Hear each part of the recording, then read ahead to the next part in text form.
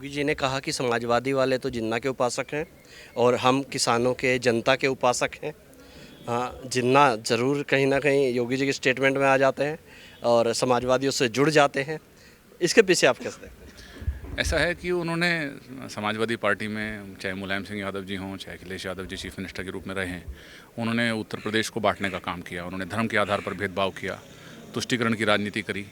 और जिन्ना के अनुयायी की जब बात करें तो अगर किसी व्यक्ति के साथ कुछ गलत होता था और वो थानों में जाता था तो वो नाम और धर्म के आधार पर कानून व्यवस्था का नाम लेकर के मुकदमे दर्ज करते थे। और वही कारण था कि यह जिन्नावादी सोच का कारण ही बना कि 2013 में मुजफ्फरनगर के अंदर दंगे हुए।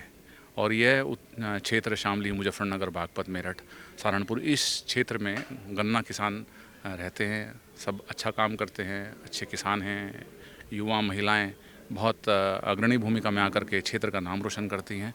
और उनके साथ गुण और दोष के आधार पर भेदभाव करने के बजाय उन्होंने निर्णय अपने जिन्नावादी सोच के साथ किया और उसमें एक ही धर्म के लोगों को उन्होंने बढ़ावा देने का काम किया। और बाकी लोगों के साथ अब पीढ़ी का चोला ओढ़ करके बाकी लोगों की बात करते हैं। लेकिन सबसे ज़्यादा अत्याचार पिछड़ों पर समाजवादी पार्टी सरकार में हुए हैं। दोस्तों नमस्कार, मैं हूं रोहित शर्मा और आप देखना शुरू कर चुके हैं हिंदुस्तान 9 न्यूज़। आज योगी जी कैराना में आए और कैराना में उन्होंने कई सौगातें दी, लेकिन उसके साथ उन्होंने कैराना के इतिहास पर भी जोर डाला और उन्होंने 5000 साल पुराना इतिहास भी बताया और आज से 10 साल पुराना इतिहास भी बताया। इन सब चीज़ों पर बातचीत करने के लिए मेरे साथ मोहित बेनीवाल जी है। मोहित जी, सबसे पहले तो मैं आपको बधाई देना चाहूँगा कि पार्टी में जिस स्तर पे आपका कद बढ़ता जा रहा है, एक युवा नेता होने के नाते इतनी बड़ी जिम्मेदारियां आपको मिल रही हैं, काफ़ी युवाओं को ये चीज़ प्रेरित करती है। बहुत बहुत धन्यवाद। आज योगी जी ने कैराना में 5000 साल पुराना इतिहास भी बताया और 10 साल पुराना इतिहास भी बताया। एक बताया कि कैसे शामली के हनुमान टीला से जल यहाँ से लिया गया। दूसरा यहाँ पे बताया कि कैसे यहाँ पे कट्टे बनते थे, कैसे कट्टों का व्यवसाय यहाँ पे होता। कैसे देखते हैं जो ये स्टेटमेंट है, किस तरह के काम करेंगे? माननीय मुख्यमंत्री जी ने कैराना में आकर के इस क्षेत्रवासियों को आज विकास की योजनाओं के माध्यम से एक बड़ी सौगात देने का काम किया है। और इस क्षेत्र के बारे में, यहाँ की ये क्षेत्र एक अच्छे उपजाऊ कृषि भूमि के लिए, अच्छे किसानों के लिए और देश के अंदर यहाँ एक हाई पर कैपिटा इनकम के लिए ये क्षेत्र हमेशा जाना गया है। और जब समाजवादी पार्टी की सरकार रही उस दौर में कैराना की पहचान उत्तर प्रदेश ही नहीं पूरे देश में लोग कैराना के नाम से पलायन का पर्यायवाची मानने लगे थे। यहाँ पर अनेकों अपराध होते थे महिलाओं के साथ, युवाओं के साथ। बच्चे पढ़ नहीं पाते थे। खेल में बहुत सारे युवा जो चाहते थे कि वो खेल में देश का नाम रोशन कर सके, वो उनमें भय रहता था कि वो सड़क पर चलते हुए रात में डरते थे।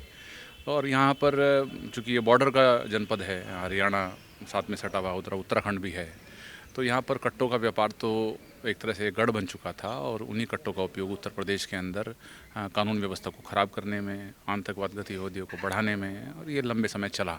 और आज माननीय प्रधानमंत्री जी की प्रेरणा से उत्तर प्रदेश में योगी जी के नेतृत्व में एक अच्छी कानून व्यवस्था बनने का काम हुआ। और जो कैराना पलायन के लिए जाना जाता था, आज अच्छे हाईवेज़ के निर्माण की वजह से मेरठ के बाद हम कह सकते हैं कि शामली रिवर्स माइग्रेशन का एक पहला जनपद पश्चिम उत्तर प्रदेश में बना है, जहाँ पर माइग्रेशन यानी कि पलायन यहाँ से बाहर होता था, अब लोग वापस आना प्रारंभ हुए हैं। योगी जी ने कहा कि समाजवादी वाले तो जिन्ना के उपासक हैं और हम किसानों के जनता के उपासक हैं। हाँ, जिन्ना ज़रूर कहीं ना कहीं योगी जी के स्टेटमेंट में आ जाते हैं और समाजवादियों से जुड़ जाते हैं। इसके पीछे आप कैसे देखते हैं? ऐसा है कि उन्होंने समाजवादी पार्टी में चाहे मुलायम सिंह यादव जी हों, चाहे अखिलेश यादव जी चीफ मिनिस्टर के रूप में रहे हैं, उन्होंने उत्तर प्रदेश को बांटने का काम किया। उन्होंने धर्म के आधार पर भेदभाव किया, तुष्टीकरण की राजनीति करी।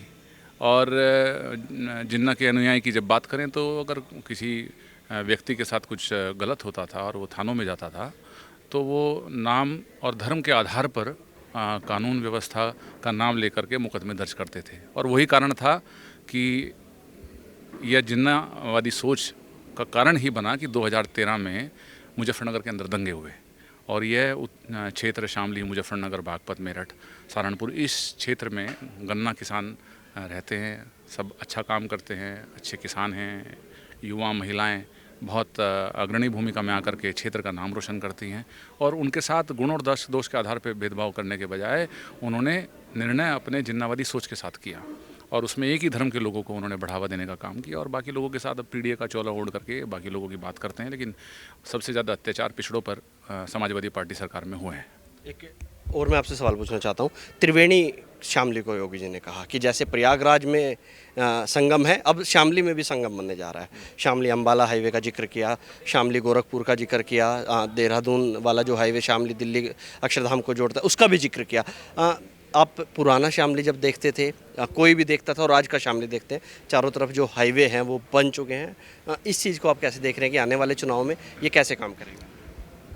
आज के समय में हम लोग माननीय मोदी जी के नेतृत्व में पूरे देश के अंदर कैसे इंफ्रास्ट्रक्चर हमारा मजबूत हो, क्योंकि सबसे पहले आत्मनिर्भर भारत की कल्पना 47 के लिए अगर विकसित राष्ट्र की कल्पना हम करें तो सबसे पहला काम है कि हम लोग राष्ट्रीय राजमार्गों का देश के अंदर एयरपोर्ट्स का, पश्चिम उत्तर प्रदेश में जेवर बना, उत्तर प्रदेश में मेरठ तक रैपिड रेल आने का काम हुआ।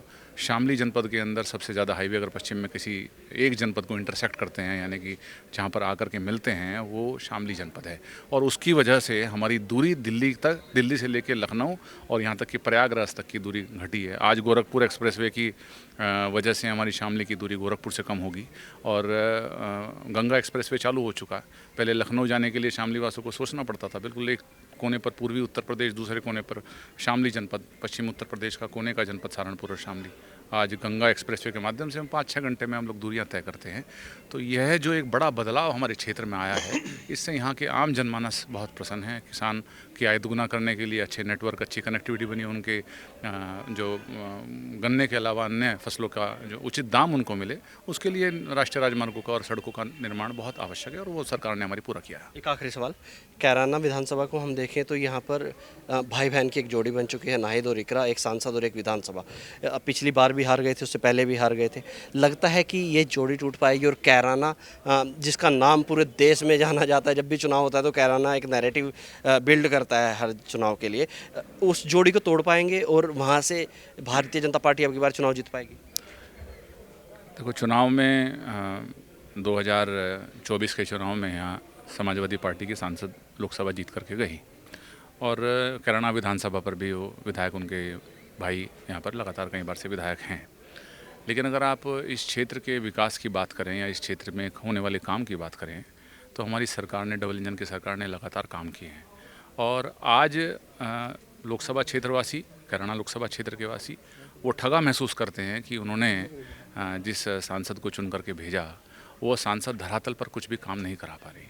और उसके साथ साथ यहाँ पर एक नफ़रत की राजनीति को बढ़ाने का काम अखिलेश जी के नेतृत्व में, वो उनके साथ मिल करके उस विचार के साथ और वो उसी सोच के साथ, जिस विचार के साथ समाजवादी पार्टी ने 12 से 17 तक उत्तर प्रदेश को ठगा था, उसी विचार के साथ यहाँ पर काम होता है और वो उसको जनता नकारने का काम करेगी और जनता विकास के साथ काम करेगी। मुझे लगता है हम लोग विधानसभा में भी जीतेंगे और 2029 के चुनाव में भी यहाँ भारतीय जनता पार्टी का प्रत्याशी जीत करके जाएगा। बहुत बहुत धन्यवाद। देखिए, मोहित बेनीवाल जी मेरे साथ थे और उन्होंने कई सवालों के जवाब दिए। आप कमेंट बॉक्स में अपनी राय जरूर रख सकते हैं। अब तक के लिए इतना ही। मैं रोहित शर्मा, आप देख रहे हैं हिंदुस्तान 9। जय हिंद।